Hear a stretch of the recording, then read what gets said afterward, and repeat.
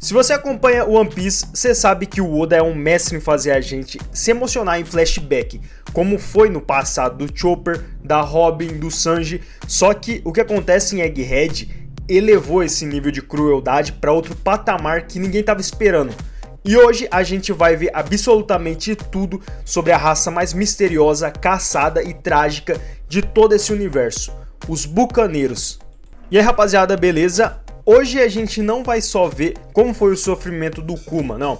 A gente vai analisar o porquê o governo mundial tem tanto pavor dessa raça ao ponto de querer a extinção dela. O que significa também o pecado original que os bucaneiros carregam no próprio sangue, para no final entender qual é a conexão milenar e espiritual que eles têm com o deus do sol Nika.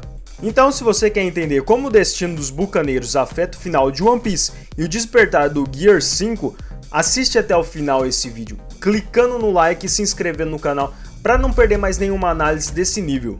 Bucaneiros.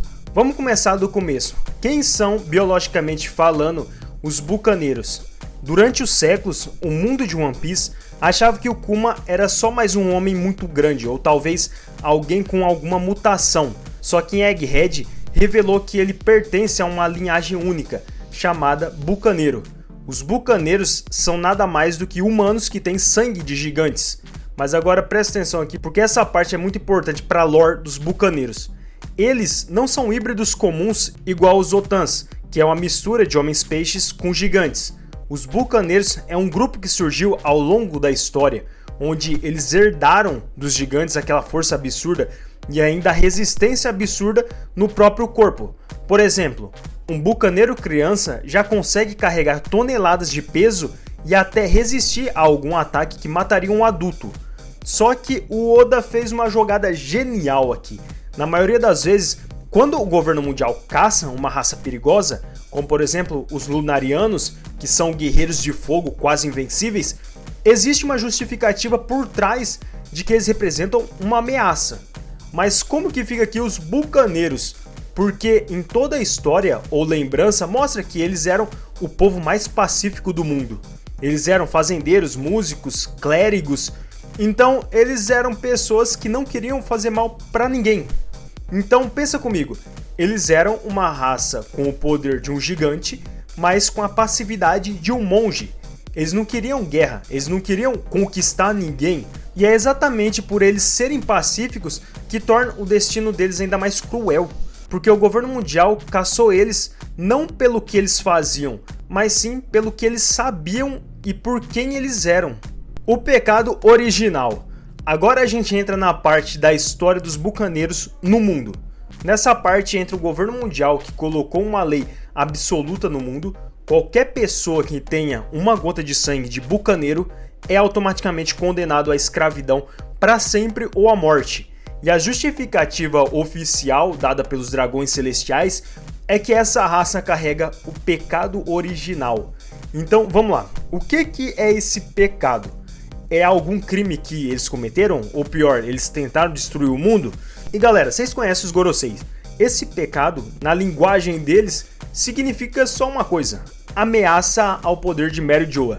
O verdadeiro pecado dos bucaneiros aconteceu, só que foi há 800 anos, durante o século perdido. E por causa das revelações do Vegapunk e as referências históricas, fica claro que os bucaneiros foram aliados do Reino Antigo e de Joy Boy. Então eles lutaram lado a lado com a civilização que defendia a liberdade e a tecnologia avançada contra a colisão dos 20 reinos que mais pra frente ia se formar o governo mundial. Só que aí vem a pergunta: por que os Goroseis têm tanto medo deles hoje em dia? E aqui ó, presta atenção, existem dois motivos principais. Primeiro, é a memória histórica.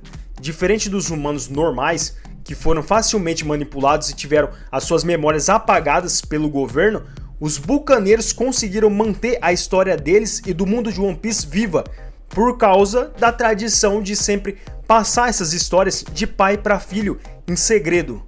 E o segundo é a vontade inabalável, porque o governo mundial descobriu que podia escravizar o corpo de um bucaneiro por causa que eles eram inofensivos. Só que por outro lado, o governo viu que eles nunca iam conseguir quebrar esse espírito bucaneiro. Eles têm um espírito resistente.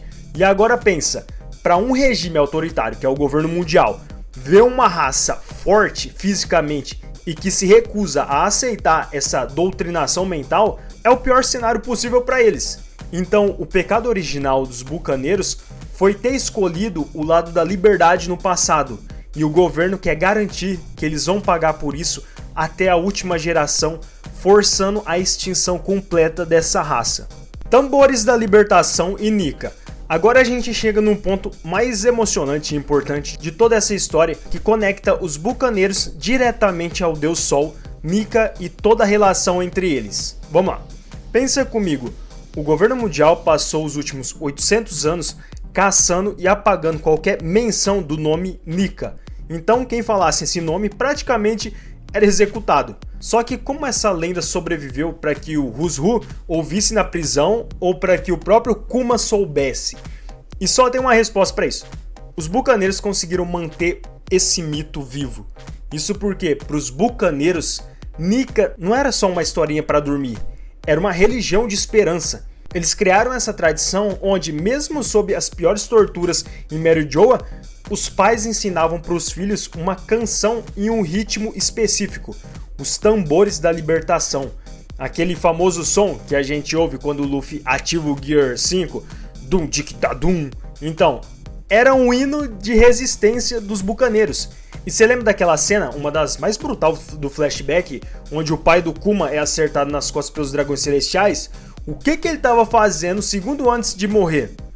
É isso aí, ele estava sorrindo e dançando com o pequeno Kuma, batendo no ritmo dos tambores no peito. E nessa cena ele disse pro filho, abre aspas, não chore Kuma, o Deus do Sol vai voltar. Quando ele chegar, ele vai fazer todo mundo sorrir e dançar e nós seremos livres. Então essa fé que os bucaneiros têm é a única coisa que os dragões celestiais não conseguiam confiscar deles. Os bucaneiros tinham essa esperança que a escravidão do governo mundial não ia ser eterna. Eles sabiam que um dia o guerreiro da libertação ia voltar para libertar eles. E o mais poético de tudo é ver que o Kuma passou a vida inteira esperando por esse momento, sem saber que ele mesmo ia estar preparando o terreno para o retorno de Nika. Bucaneiros e One Piece. E no final essa história dos bucaneiros tem muita relação ao sacrifício e à vitória do espírito humano, porque o governo mundial achou que tinha vencido por conta de escravizar toda uma raça, por matar os pais do Kuma, transformaram o próprio Kuma em um ciborgue sem mente e ainda tentaram apagar o último sinal desse povo. Só que aí vem a ironia que o Oda preparou. Foi justamente um bucaneiro, o Kuma, que salvou os chapéus de palha em Sabaody.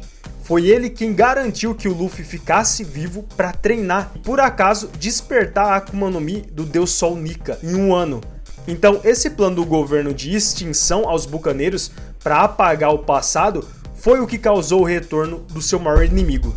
E é aquilo, quase não existe bucaneiros vivos, a raça deles está quase extinta, só que a vontade herdada deles venceu no final. Os tambores que o pai do Kuma batia na cela escura de uma prisão agora estão ecoando pelo mundo inteiro através do Gear 5 do Luffy. O amanhecer que os bucaneiros tanto esperavam finalmente está acontecendo. Mas agora eu quero saber de você, qual a cena do flashback do Kuma que mais deu aquela quebrada? E você acha que ainda existe algum outro bucaneiro escondido pelo mundo de One Piece, além da linhagem do Kuma e da Bonnie, ou não? Deixa aí sua teoria aí embaixo nos comentários, vamos conversar, né? Não esquece de deixar o seu like, se curtiu essa análise mais detalhada, compartilhe com aquele seu amigo que precisa entender mais um pouco da lore de Egghead e clica em um desses dois vídeos aí que tá aparecendo na tela para continuar ligado nos maiores segredos do mundo de One Piece. Esse é o Sete Mares, se inscreve no canal para não perder nada, até o próximo vídeo, valeu gente!